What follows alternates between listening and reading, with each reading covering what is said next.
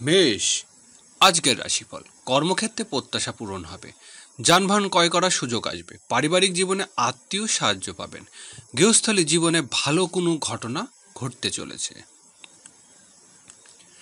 বৃষ রাশি, আজকের দিনটি গার্মেন্টস ও বস্ত্র ব্যবসায় অগ্রগতি, মধ্যস্থতার ব্যবসা বাণিজ্য আজ সফল হবেন, ই কমার্স ব্যবসা বাণিজ্য ভালো রোজগার হবে, প্রযুক্তি ব্যবহারের জন্য কিছু অর্থ ব্যয় হবে। মিথুন রাশি, ব্যবসায়িক অগ্রগতির দিন, হোটেল ও রেস্তোরাঁ ব্যবসায় বিনিয়োগ করার যোগ, শ্যালক শালিকা আগমন হবে গৃহে, আর্থিক ক্ষেত্রে সাফল্য লাভের যোগ।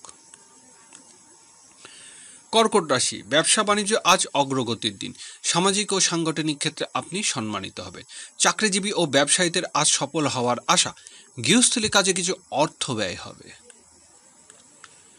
সিংহ রাশি, বৈদেশিক বাণিজ্য আজ সফল হবেন, ট্রাভেল এজেন্সি ও ট্রান্সপোর্ট ব্যবসা নতুন বিনিয়োগ করতে পারবেন, ব্যবসায়িক কাজে ব্যয় বৃদ্ধি পাবে, প্রবাসী বন্ধুর সাহায্য পাবেন।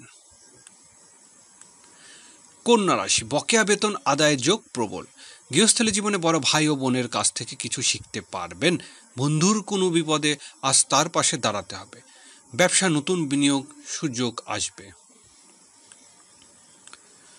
তুলা রাশি, আজকের দিনটি চাকরিজীবীদের সাফল্য লাভের, ব্যবসায়িক কাজে আজ সফল হতে প্রভাবশালী কারো সাহায্য পাবেন, প্রশাসনিক কর্মকর্তার সাথে জটিলতা এড়িয়ে চলতে হবে, পিতার সাথে ঝামেলা এড়াতে হবে।